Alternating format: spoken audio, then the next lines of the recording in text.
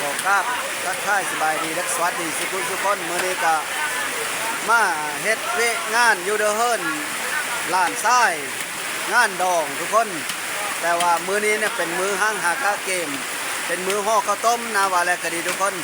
ฝนก็ตกพ่อฝนกำลังฝนตกเดี๋ยวนี้นะกินอยู่ ฝนก็บักแห้งๆนะล่างเฮ็ดกินโคหมูตอนเช้าทุกคน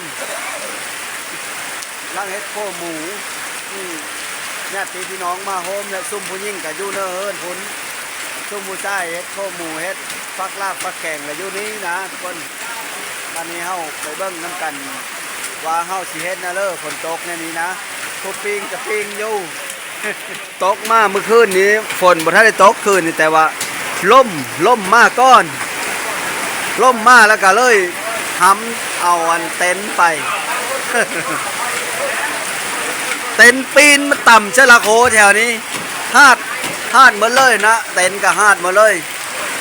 มันปีนเมื่อคืนนี้ล่มมาบัดถังบัดเดียวพอดีอันเต็นที่เฮาอยู่เดี๋ยวนี้นะปีนไปทับชนพักคุณทุกคนเลยมาต่ำเชลาโคแถวนี้ก็เลยฮาดณซ่องสลานอยู่ทุกคนมันฮาดหมดล่มเฮ็ดเมื่อคืนนี้ปีนท้องเลยเต็นนี่นะ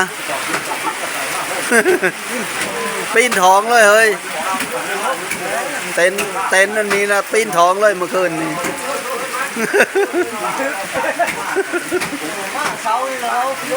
แม่นเลยเฮามาเฮาเห็นเขากางเต็นไม่เป็นเพราะว่าคือปีนขึ้นหลัง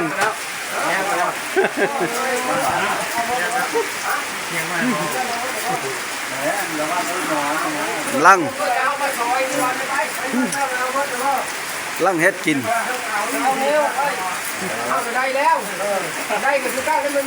เดี๋ยวตะเต็นกันเนี้ยทุกคนกำลังตกอยู่ฝนกันดิเป็นมือห้างหากะเกมนะบ่แม่นมืองานแท้มืองานแท้กับคือมืออื่นทุกคนเจ้าบ่าวอยู่บ้านกุดหินสิไปเอาแม่อยู่บ้านต้นเพิ่งระว่างซ้ำเฝ้าจีบเนาะซ้ำไปนางเฝ้าจีบมันพี่มาจีบตายเนาะฝนตกปิ้งหนังขี้ฮอดทุกคนหรือว่าล่ำข้อมันน่ะนะหนังขี้ฮอดเฮ็ดคักทุกท่านผู้ค่อยมากคือแม่อยู่กันนะเฮ้ย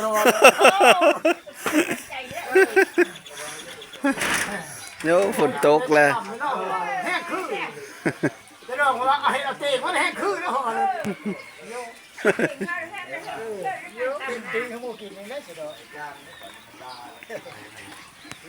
ฝนตกแล้วชมชื้นแล้วบ้านฝนตกห้ามมะมงทุกคนฝนตกห้ามฝนมะมงเพิ่นเจ้าเบ้าก็เข้าช่องเราทุกคนนะอันนี้ก็เราข้าวเหนียวตัวนี้ก็เราข้าวเจ้า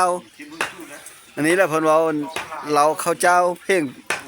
ไปเผาไปตานนะเนาะ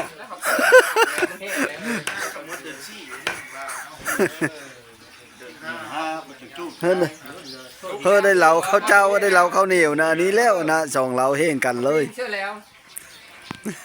หลังจากฝนตกหญ้าแล้วก็ค่อยก็กลับมาเฮิรนทุกคนบรรยากาศก็ดี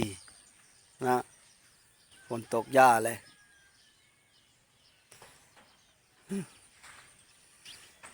บรรยากาศท้องหน้าโล่งทุกคนคักกบก็เริ่มทำปะแล้วเดินซี่เด้กบเริ่มกระทำปะเลยอบเลยอบนะอบเว็บตอบเลยไปฟังน้ำกันทุกคนสิอยู่มองเลยเถอะเ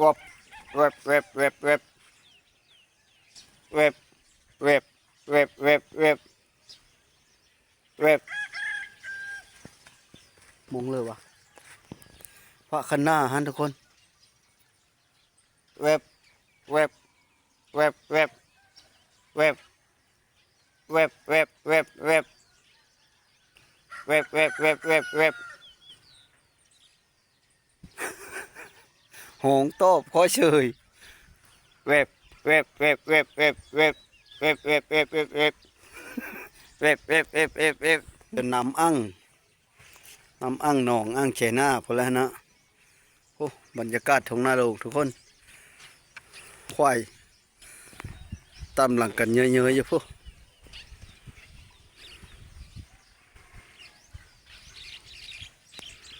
บรรยากาศทงหน้าโลกแถวแคมเฮิร์นค่อยนี่แหละ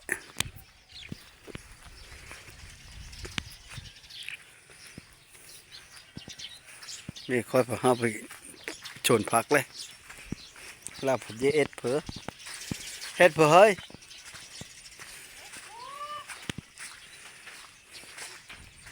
อย่าโหดบ่ชามีว้าแล้วฝนตกแห้งชำนี้ก็ยังอย่าโหด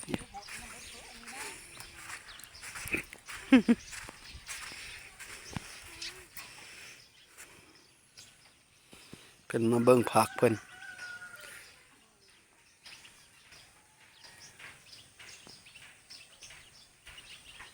ผักโบกะลงโหแล้วเนาะเริ่มแล้ว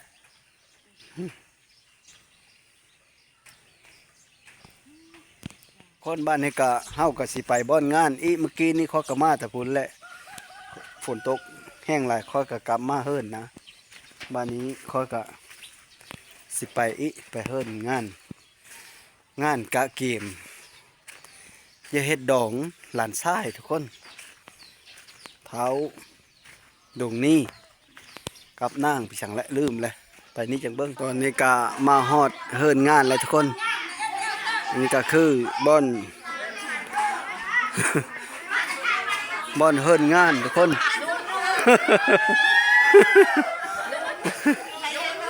เมื่อเอาเต็นท์กางเต็นท์ก่อนทุกคน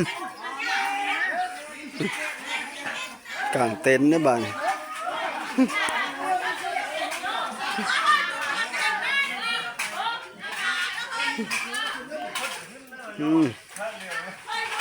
บ่มีฮอตบอลนั่นทุกคนเลยยึดทางเลยมีบอลฝอนละวงมีบอลกลางเต็นท์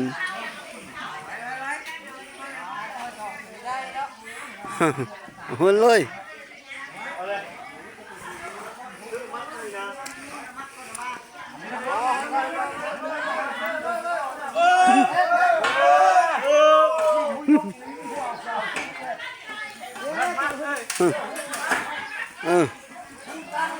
เรียบร้อยบาทนี่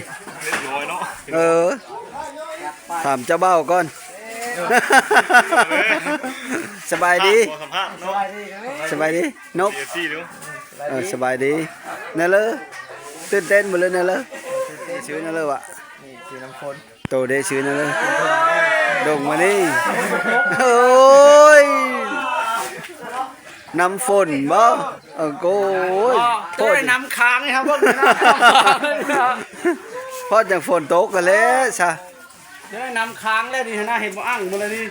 แม่เดี๋ยวจักปีเซ้ง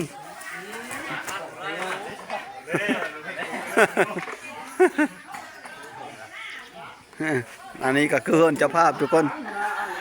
เฮิรนเจ้าเบ้าหลังนักกระแมนเฮิรนเจ้าเบ้าช่องหลังเฮิรนอายเจ้าเบ้าตัวนั้นเฮิรนพ่อเฮิรนแม่เจ้าเบ้าทุกคนเฮิรนเจ้าภาพกับว่าแมนนะถ้าไปเบิ้งซุ่มหวานเนาะกินมีโลเลย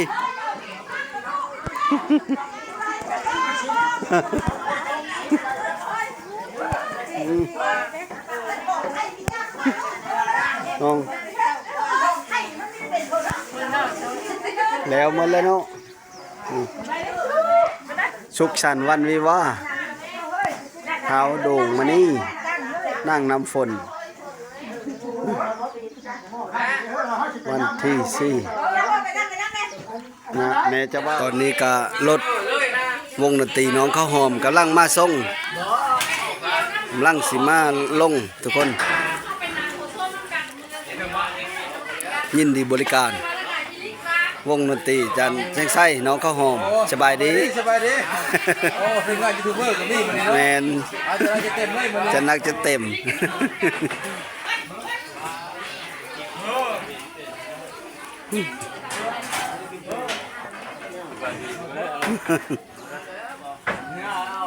สบายดีนะเจ้าภาพสบายดี สบายดีมางานเด้อมางานเด้อ โดยน้องชะน้องเขยทุกคนนี่นี่ก็เจ้าภาพนี่ก็ดิเจ้าภาพอายเจ้าภาพ สบายดีนะสบายดี บางนี่ เออสบายดีพ่อบ้าน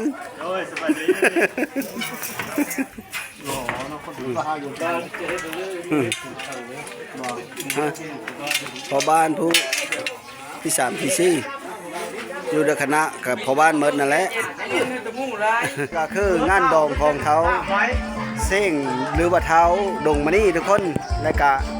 นั่งน้ำฝนเจ้าสาวก็คืออยู่บ้านต้นเพิงเมื่อแรกนี่ก็คืองานดองทุกคนหรือว่าอุ่นดองของเท้าดงมานี่ก็คือ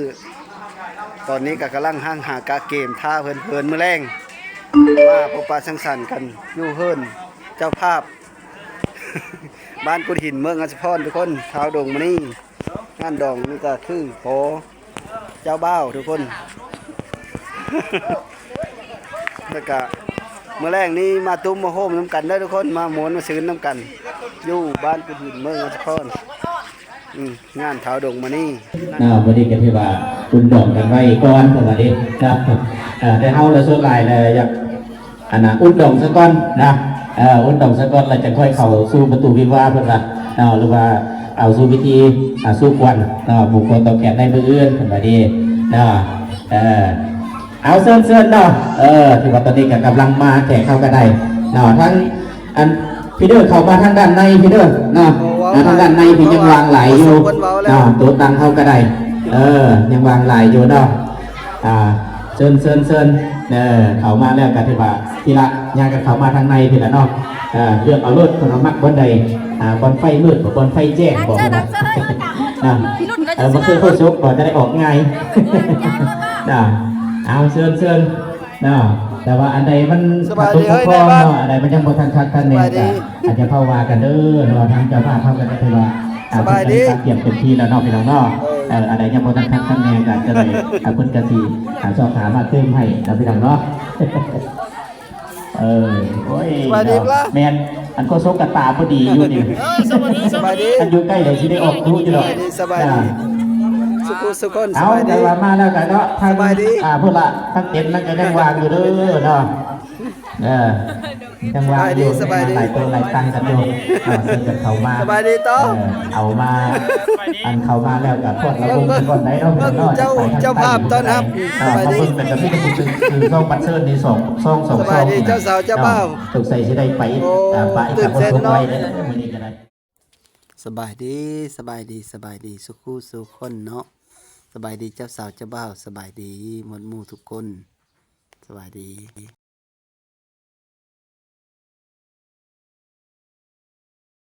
แขกทั้งคุณกันอันพาเพิ่นมาได้เด้อเนาะจะเพิ่นประจักษ์ทางได้เนาะจะเพิ่นประจักษ์ทางเขานะเนาะควักเอาเพิ่นเนี่ยเนาะ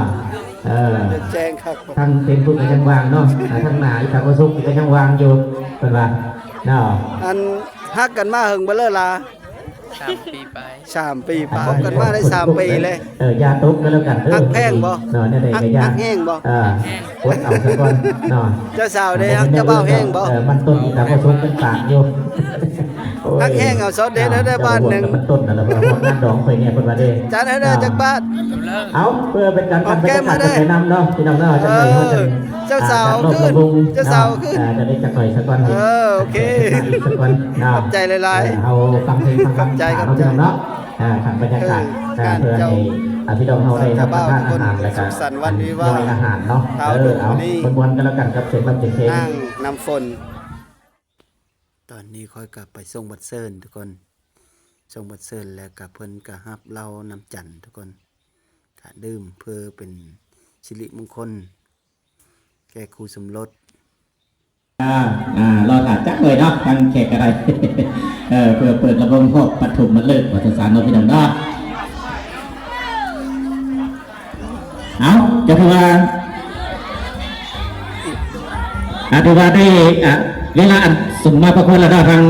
วงดนตรีเฮากันยาวก็แล้วกันเนาะสำหรับระบบหอบปฐมมันเลิกวัฒนศาสตร์ ตอนนี้ก็คือหอบปฐมฤกษ์หอบเจ้าสาวเจ้าบ่าวรอบขอเชิญหมู่เพิ่นมิตรสหายพากันออกมาฟ้อนนำกันเด้อว่ะเจ้าสาวเจ้าบ่าวก็ตื่นเต้นแหละ กำลังตื่นเต้นทุกคนทั้งเขินทั้งอยากอายคันที่ฟ้อนไปทางนี้ผัดผู้บ่าวเจ้าบ่าวเพราะว่าฟ้อนไปทางนี้ เจ้าสาวเพราะว่าฟ้อนไปทางนี้นะ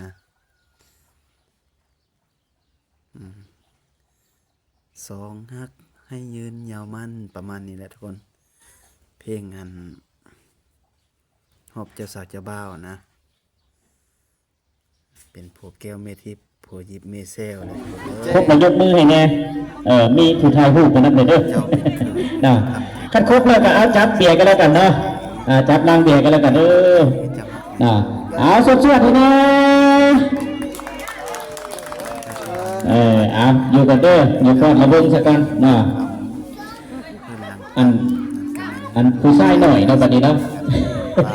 หาทางใดดีบัดนี้ดี หลังต่อหน้านะ ทางอนุกรรมการเท่ากับเอาเบียร์เนาะเอาไปใหญ่ใจกันแล้วกันนะ ปลาเป็นสี อัน วางสุภาย อันควักเอาเลยอันผู้ใดดีบัดนี้เนาะผู้ชายนี่กันทันดีเอ้ย เขา ทันดีออกระเบิงนี่นี่ คือเป็นผัวแก้วเมทิพย์ก็กะตั้งกองไว้กับอ้อมผัว เอากบใจกันแล้วกันเด้อเนาะ คนตอนนี้ค่อยกะกลับมาเฮิรนแล้วทุกคนเพราะว่าดึกพอสมควรแล้ว